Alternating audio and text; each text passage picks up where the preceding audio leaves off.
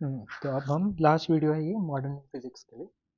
Modern physics में सबसे पहला चैप्टर है dual nature end of radiation and matter. इसमें दो पार्ट्स हैं, photo electric effect and matter waves वाला। ठीक है, तो फोटो इलेक्ट्रिक इफेक्ट में क्या क्या इंपॉर्टेंट है, वो ग्राफ्स तो सारे इंपॉर्टेंट है। जब ग्राफ्स हम बनाते हैं किसका, potential difference versus photo electric current का, तो एक ये इंटेंसिटी वाला ग्राफ भी इम्पॉर्टेंट है और फ्रीक्वेंसी वाला ग्राफ, वो दोनों तो हैं इंपॉर्टेंट। ग्राफ वाली वीडियो से देख लेना। पहला इंपॉर्टेंट टॉपिक जिनकी डेफिनेशन पूछी जाती है, फोटो इलेक्ट्रिक इफेक्ट। क्या होता है photo electric effect? Photo electric effect, एक इलेक्ट्रॉन को फोटो, फोटो मतलब लाइट की हेल्प से एमिट करवाना। The phenomena of emission of electron from metal surface under the effect of light. ठीक है, threshold frequency. What is threshold frequency? The minimum frequency of light which can be which can emit an photoelectron from a metal surface. Now a metal surface, एक metal surface का work function होता है। ये work function क्या होता है? Work function is minimum energy required for the emission of photoelectron from a metal surface is called work function of that metal. क्या बोला? एक metal मिनिमम एनर्जी कितनी होती है जो वो क्या कर सकता है, एब्जॉर्ब करेगा पहले, before emitting any electron. Then kinetic energy of photoelectron होता है क्या है, total kinetic energy of photoelectron कितना होगा। Now a photoelectron is emitted from a metal surface, metal surface से एमिट हुआ है, तो जो इंसिडेंट रे की एनर्जी है उसमें से मैं क्या माइनस करूंगा, वर्क फंक्शन माइनस करूंगा।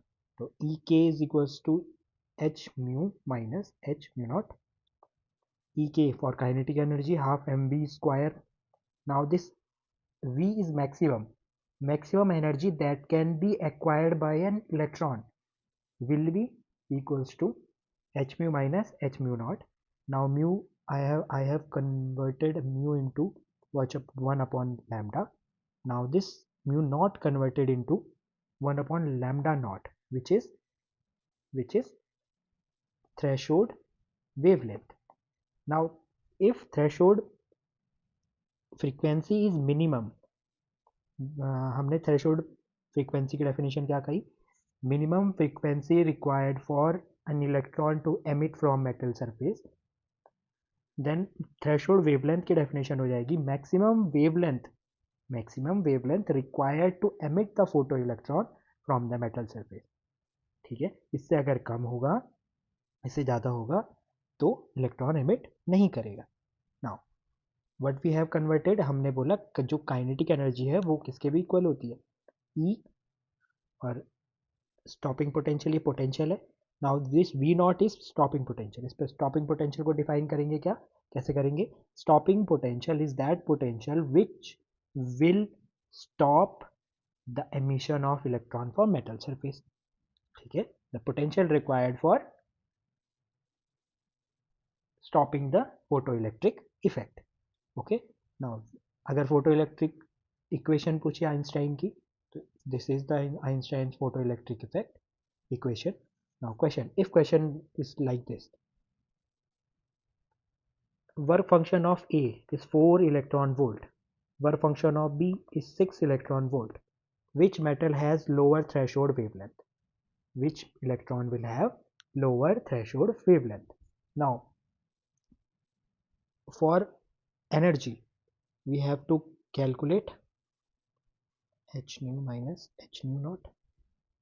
Now this value has been given to us, 4 and 6. If we put 6 in this place, तो जो ये E होगी वो लोअर वैल्यू देगा, और अगर मैं 4 पुट करूँ यहाँ पे तो ये हायर वैल्यू देगा। तो energy associated with wave work function A will be EA, which will be larger, and EB, that will be lower. Yes. Now which metal has lower threshold wavelength, lower threshold wavelength, threshold wavelength कहाँ से count होगी, इससे count होगी। यहाँ पे energy तो पूछी नहीं थी, यहाँ पे थ्रेशोल्ड वेवलेंथ पूछी, तो हमें थ्रेशोल्ड वेवलेंथ देखनी है। H mu not is 6 electron volt and h mu not second, तो फर्स्ट है 4 इलेक्ट्रॉन वोल्ट। और म्यू नॉट को मैंने किस में चेंज किया, c upon lambda not 6। Now tell me which wavelength will be lower. HC दोनों में सेम है, HC दोनों में सेम है, तो ऑब्वियसली जो सेकंड वाला होगा म्यू नॉट 2 होगा या म्यू नॉट बी होगा, उसका वेवलेंथ क्या होगा, ज़्यादा होगा, ज़्यादा होगा। बिकॉज अगर बॉटम वाली वैल्यू ज़्यादा होती है तो जो टॉप वैल्यू होती है वो हायर निकलती है, इसीलिए जो ए है उसकी वेवलेंथ हायर होगी एंड बी की वेवलेंथ लोअर होगी। Which colour will be associated with minimum energy, minimum energy, energy का formula, this is the energy का फॉर्मूला लास्ट में। नाउ जिस, अब ये वेवलेंथ दी है, तो जिसका वेवलेंथ लोअर होगा, जिसका वेवलेंथ लोअर होगा उसकी एनर्जी हायर होगी, और जिसका वेवलेंथ हायर होगा उसकी एनर्जी लोअर होगी। यहाँ पे लार्जेस्ट मिनिमम एनर्जी चाहिए, तो लार्जेस्ट वेवलेंथ किसकी होती है, रेड की, hence minimum energy.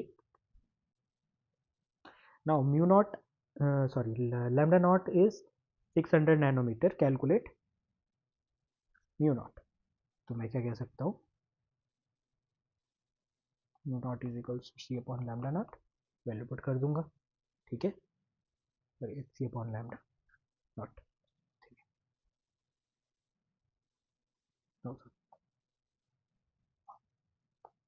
Threshold frequency निकालनी है, थ्रेशोल्ड फ्रीक्वेंसी निकाल लूंगा अब। Now H mu not, H mu not, ये अगर ये आ जाएगा तो एच म्यू नॉट रख दूंगा value. Now wait matter waves में क्या है, matter waves are always associated with moving particle. Matter wave will never exist if particle is not in motion. If particle is in motion, energy of the particle is E is equals to mc square, Einstein's equation. Then E is equals to hc upon lambda is also the value of E, हमने पहले calculate करी है। Then momentum will be energy upon c, I put energy in this place and momentum का formula आ गया h upon lambda। तो ये values याद कर लेना कि energy for a moving particle is, and momentum is this.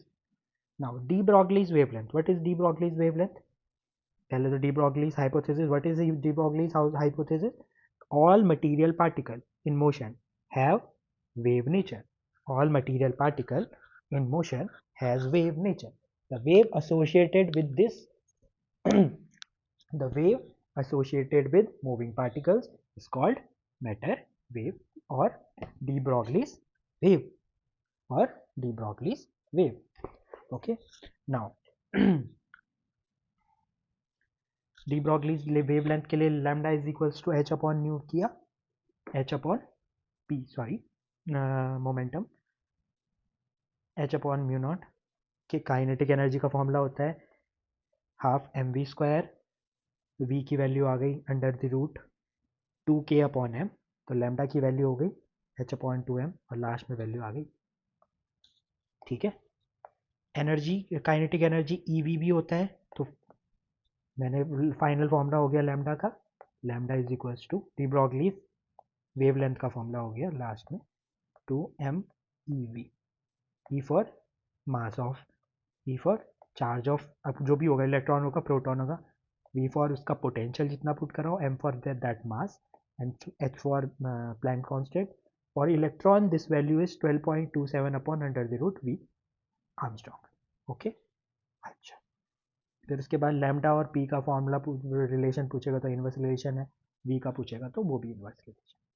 Now ये question है, बोला monochromatic source of light emit light of lambda 198 nanometer, calculate energy of each particle, तो H for Planck constant, C for speed of light and lambda की value 198 into 10⁻⁻9 क्यों nanometre है, energy निकल जाएगा।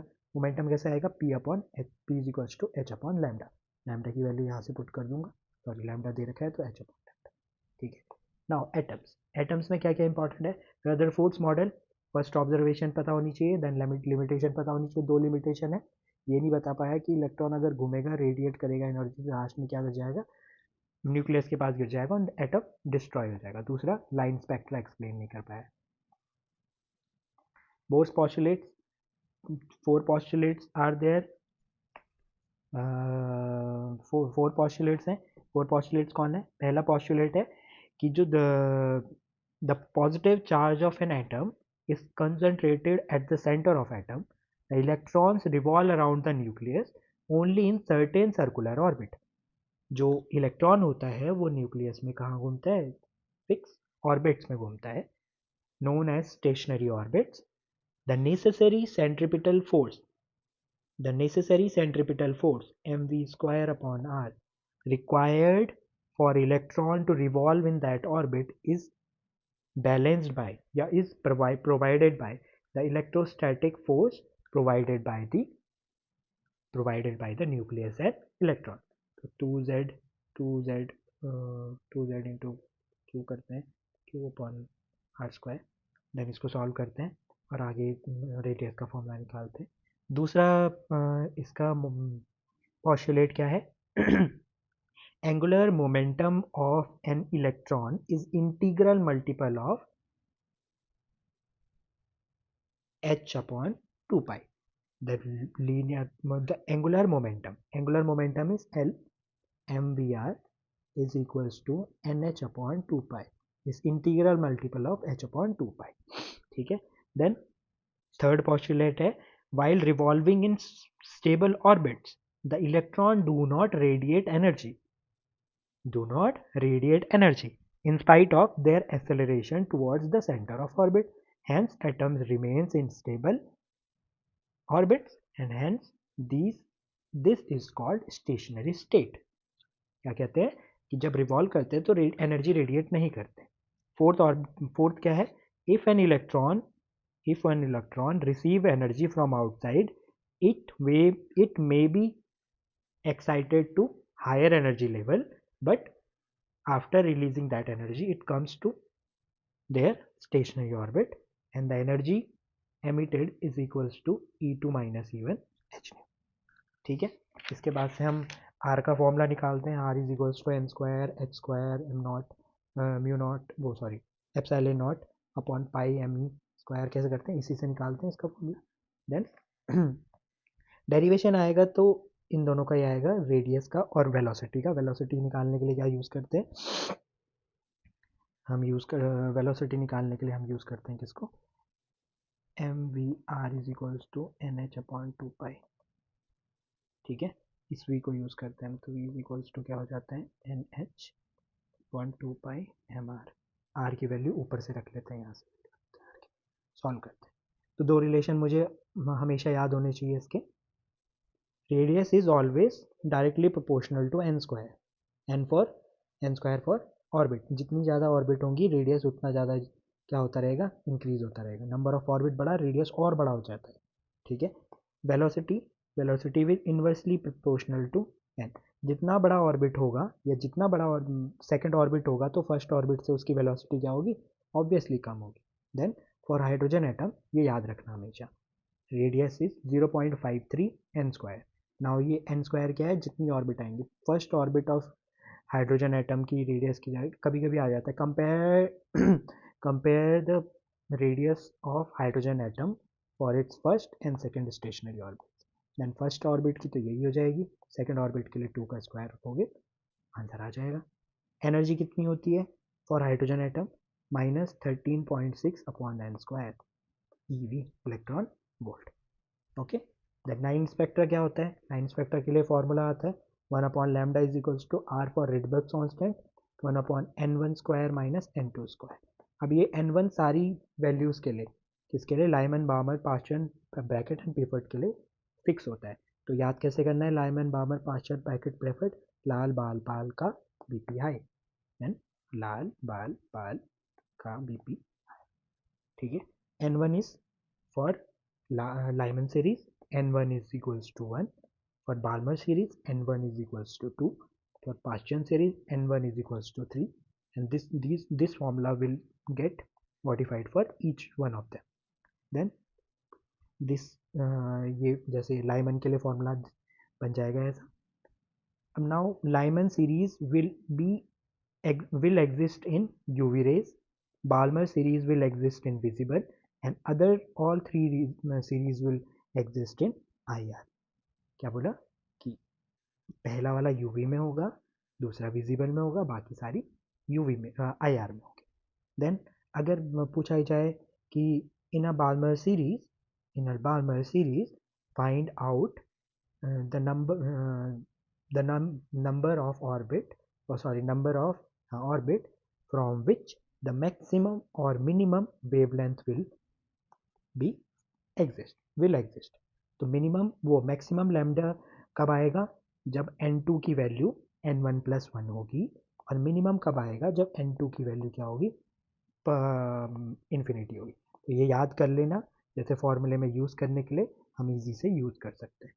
ठीक है, जैसे अभी नीचे करेंगे क्वेश्चन. अच्छा, नाउ जैसे लाइमन सीरीज या बाल्मर सीरीज के लिए आएगा एमिशन स्पेक्ट्रा. अभी सबके लिए अलग अलग है. जैसे बाल्मर के लिए होगा तो ये n1 नहीं आएगा क्योंकि बाल्मर में n2 होता है मिनिमम. जब पाशियन आएगा तो n3 होगा केवल. नीचे की चीज़ में एमिशन का मतलब है क्या, एनर्जी एमिट करके लोअर ऑर्बिट में आ रहा है. तो जब एमिट करके आएगा और लाइमन सीरीज होगी तो सारी चीज़ें 1 पे आएंगी, 2 से भी, 3 से भी, 4 से भी, 5 से भी, 6 से भी और इन्फिनिटी से भी. ठीक है, ये हो गया एमिशन स्पेक्ट्रा. एब्जॉर्प्शन स्पेक्ट्रा मतलब लाइमन सीरीज मतलब n1 से एब्जॉर्ब करके वो 2 पे भी जाएगा, 3 पे भी जा सकता है, 4 पे भी, 5 पे भी, 6 पे. तो ये कभी कभी ड्रॉ करने के लिए आ जाते हैं लाइमन सीरीज एंड वो emission spectra and absorption spectra. Then calculate the angular momentum of electron in third Bohr's orbit. Then L is equals to NH upon 2 pi. N की वैल्यू 3 है तो 3H upon 2 pi. Calculate the shortest and longest wavelength for electromagnetic radiation present in Balmer series. तो formula पहले ही क्या हो गया, 1/2 square upon 1/n2 का square. ठीक है, 1/n are.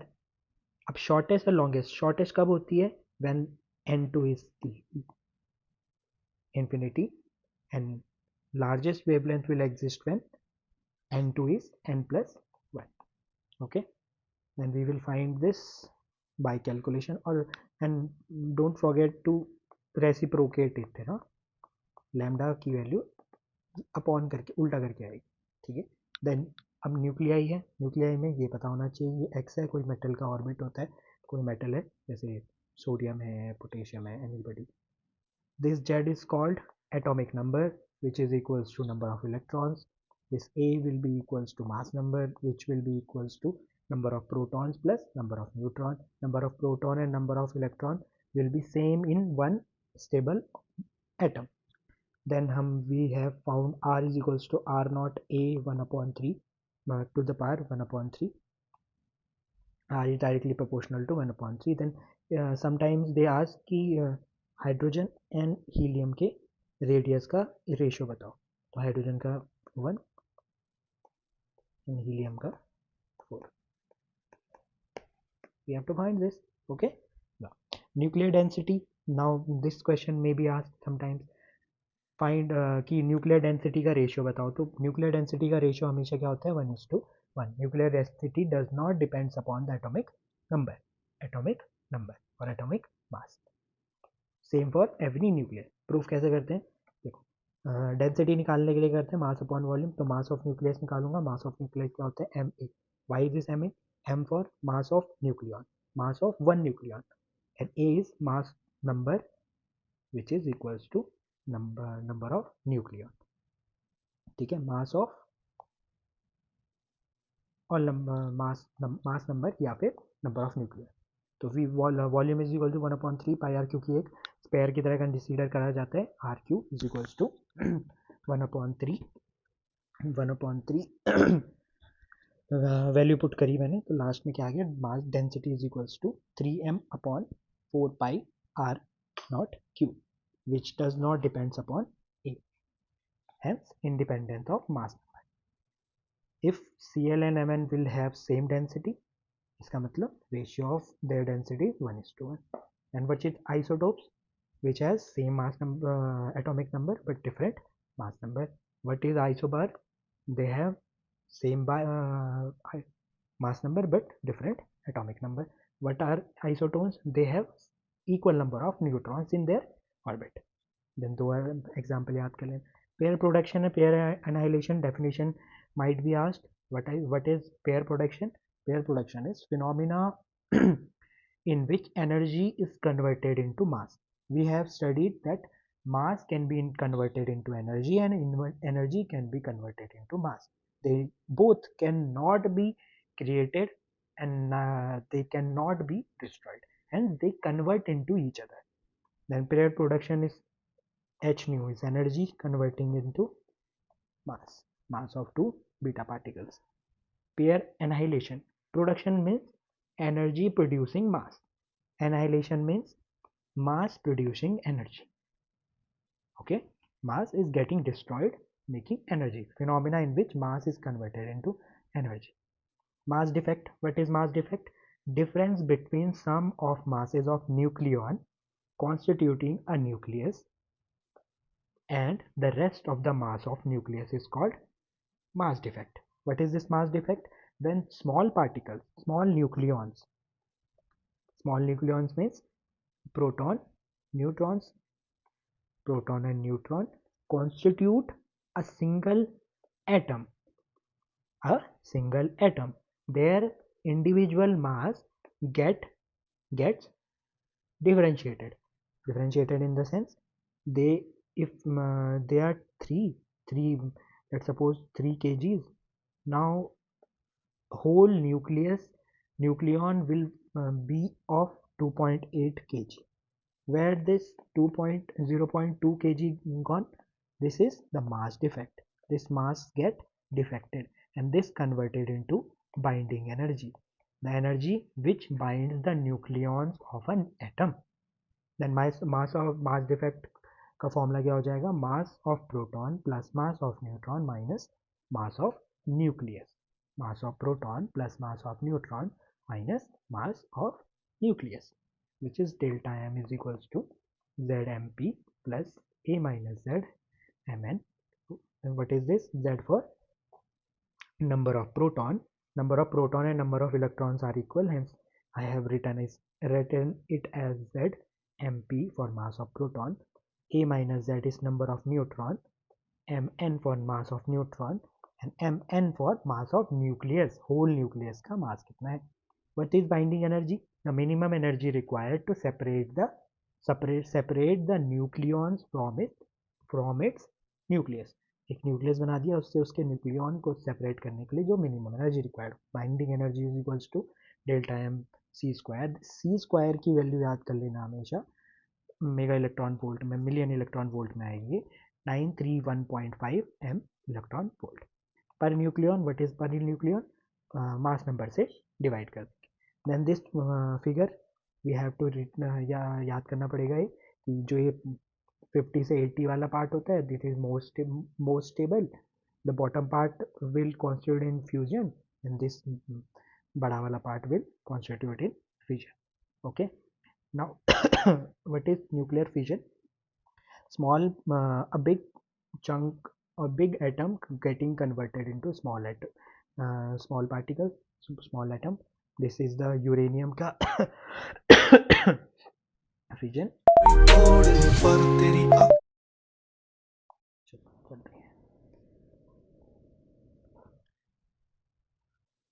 Chain reaction.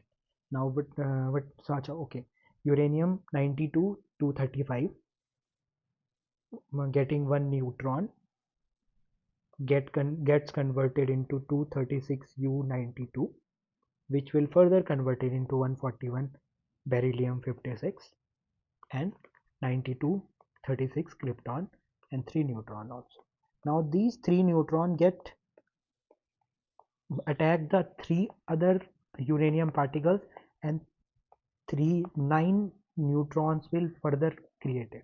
Then this will create a chain reaction. This chain reaction can be controlled and can be uncontrolled. If it is uncontrolled, it will form a nuclear bomb, and if it is controlled, we will use it for better uses like nuclear reactor for making energy. for making energy. What is nuclear reactor? Nuclear reactor which will convert the nuclear energy into our usual chemical energy, electrical energy, and any other energy. What are the components of this? Fuel. First one is fuel. And, what we use as fuel? Uranium 235 or plutonium 239. What is moderator?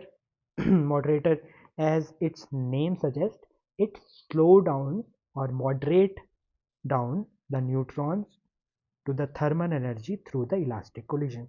What it do, ये जो fast moving neutrons हैं इनको क्या कर देता है, collision के through slow करवा देता है. Now if they are slow enough, then if they are slow enough, then we can channelize their energy otherwise. What we can use as moderator? Heavy water, graphite, or beryllium oxide. Why heavy water is best for the moderator? Because the mass of hydrogen nuclei present in D2O, D2O for hydrogen water, hydrogen heavy water, is in order of mass of neutron. That's why they can collide in a better way, and hence they can be slowed down easily. Now third one is control rod.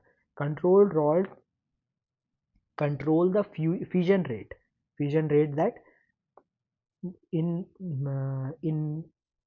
fission rate is that rate which in by which these particles are forming, these bombardment are happening in reactor. So cadmium or boron both are used as a control rod. Sometimes question is asked like ki cadmium, why cadmium rod, cadmium is used in control rod? Due to their high cross-sectional area for neutrons absorption. How you will control the fission rate? By controlling or absorbing the neutrons. Okay. What is coolant? Coolant which cools down the whole system. Energy from the heat in the reactor removed by the coolant. CO2 water is used as a coolant. Now nuclear fusion, two or more than two light nuclei moving with high speed fuse together to form single nucleus and forming a major nuclei. Okay. Now questions like questions like these can be asked. Calculate mass defect and binding energy per nucleon for 20 neon 10, sorry, 20 neon 10 can be asked. Then mass of neon दे देगा, mass of 1H1 दे देगा, then mass 1 and 2 दे देगा और C square की value दे देगा और mass defect हो जाएगा. तो सीधे पहले मास डिफेक्ट निकालना, then binding energy per nucleon निकालना. ठीक है, बहुत easy questions will be asked from here, so don't worry, बस एक बारी रीड करके अच्छे से चले जाना. ठीक है, ओके. फिजन वाले से चैप्टर से पूछा जाता है कि name the material which is used for making control rod in nuclear reactor. Right one balance equation for nuclear fission and fusion. In a nuclear reactor, cadmium rod is used as what? Number one, coolant. Number two, fuel rod, control rods, and third, moderators. In a nuclear reactor, what is the function of moderators? State any two difference between nuclear fission and fusion. Essential difference between nuclear bomb and fission, nuclear bomb and nuclear reactors. So they are fairly easy questions. Don't worry about them. Okay. Then semiconductor. Semiconductor is fairly easy topic. Fairly easy chapter. You have to be very selective while reading the semiconductor. You have to know that well, what is valence band, what is conduction band, what is valence band, conduction band, energy band gap, forbidden energy gap. Okay, मैं पूरा chapter revise नहीं करा रहा हूँ. ठीक है. Then you have to know that metal वो conductor overlap valence band and conduction band. Insulator has large difference. Semiconductor has somewhat a 1.3 to 2 electron volt gap. Then you have to know intrinsic semiconductor, extrinsic semiconductor, intrinsic, extrinsic semiconductor. Intrinsic and extrinsic semiconductors, you have to know intrinsic में nuclear क्या electric neutrality बनी होती है। Extrinsic में हम क्या करते हैं, डोपिंग करते हैं, हैवी डोपिंग करते हैं। 2 टाइप्स की डोपिंग होती है 5 इलेक्ट्रॉन वाले से, पेंटावेलेंट और ट्राईवेलेंट। ट्राईवेलेंट में पेंटावेलेंट में इलेक्ट्रॉन ज़्यादा होता है, ट्राईवेलेंट में होल ज़्यादा होता है। इसमें मेजॉरिटी है कैरियर क्या होते हैं, इलेक्ट्रॉन्स होते हैं, इलेक्ट्रॉन ज़्यादा होते हैं होल से, इसमें नंबर ऑफ होल ज़्यादा होते हैं इलेक्ट्रॉन से। ठीक है, फिर एक फार्मूला होता है N E into N H is equals to N I square. ठीक है, you have to know what is doping. Okay, conduction band and balance band में क्या इंक्रीज हो, क्या चेंज होता है, डोनर लेवल कहाँ पहुँचते हैं। यू हैव टू नो कि एन टाइप में जब अगर एन टाइप में, N type in the sense N type is pentavalent, ठीक है, पी टाइप इज ट्राइवेलेंट। तो पेंटावेलेंट वैलेंसी जब होती है तो वैलेंस बैंड जो होता है, डोनर बैंड होता है, जो एनर्जी बैंड होता है, जो कंडक्शन बैंड के पास पहुँच जाता है। ठीक है, बट अगर ट्राइवेलेंट में तो होल ज़्यादा है तो ये वैलेंस बैंड के पास पहुँच जाता है। ठीक है, ये एन टाइप पी टाइप तो हो गए। उसके बाद तुम्हें पता, sorry, N type P type हो गए। देन पी एन जंक्शन पता होना चाहिए। P N junction, what is P N junction, इनका फॉरवर्ड बायस और रिवर्स बायस कब होता है, वो वाला फॉर्मूल, वो वाला, ये वाला एवलांच वोल्टेज और नी वोल्टेज के बारे में पता होना चाहिए। बट डेफिनेशन पता होनी चाहिए फॉरवर्ड उसकी फॉरवर्ड बायस कब होता है, रिवर्स बायस कब होता है। तो हमें पता होना चाहिए कि पी और एन अगर पॉजिटिव से जुड़ा है तो कौन सा बायस होगा, नेगेटिव से जुड़ा है तब कौन सा बायस होगा। अगर पॉजिटिव से जुड़ा है, पॉजिटिव पी से पी जुड़ा है तो फॉरवर्ड बायस है। अगर पी से एन नेगेटिव नेगेटिव टर्मिनल जुड़ा है तो नेगेटिव वो रिवर्स बायस होगी। ठीक है, हमें पता होना चाहिए। देन रिवर्स बायस में फॉरवर्ड एनर्जी गैप बढ़ जाता है और फॉरवर्ड बायस में कम हो जाता है। ठीक है, फिर हमें पता होना चाहिए डीनर डायोड क्या होता है, जीनर डायोड क्या होता है, जो ब्रेक डाउन वोल्टेज को चेंज कर देता है थोड़ा। ठीक है, देन हमें पता होना चाहिए कि रेक्टिफायर्स क्या होते हैं। रेक्टिफायर्स आर क्या, are device which convert A C into D C. ठीक है, ए सी इंटू डी सी में कन्वर्ट करता है रेक्टिफायर। फिर तुम्हें पता होना चाहिए कि फुल वेव ये अगर ए सी है, हाफ वेव रेक्टिफायर ऐसा होता है, सॉरी बीच में क्या हुआ, हाफ वेव रेक्टिफायर ऐसा होता है, फुल वेव रेक्टिफायर ऐसा होता है। ठीक है, फुल वेव रेक्टिफायर में 2 पीएन जंक्शन लगे होते हैं अक्रॉस। ठीक है, जिसमें क्या होता है, एक में जब रिवर्स बायस होता है तो एक में फॉरवर्ड बायस हो जाता है। ठीक है, यहाँ पे ये फुल वेव रेक्टिफायर हो गया। हाफ वेव रेक्टिफायर में केवल एक पीएन जंक्शन होता है और एक सर्किट होता है सिंपल जुड़ा हुआ। ठीक है, ये पता होना चाहिए, बनाना आना चाहिए और डिफरेंस पता होना चाहिए। सिंपल यही है चैप्टर।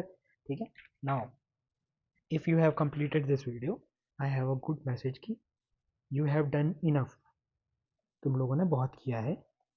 अब रिवीजन पे फोकस करना। ठीक है, रिवीजन इन द सेंस जितने चैप्टर पढ़ लिए, लास्ट डे पे कोई चीज़ें एक्स्ट्रा मत पढ़ना। ठीक है, कॉम्पिटेंसी बेस्ड क्वेश्चनों की जो मैंने वीडियो बना रखी है वो एक बारी गो थ्रू कर लेना। ठीक है, मे भी वहाँ से कुछ पूछ ले। ठीक है, कुछ नहीं है उसमें ज़्यादा, लेकिन कॉम्पिटेंसी बेस्ड क्वेश्चन हैं, तो you have to be vigilant about these question.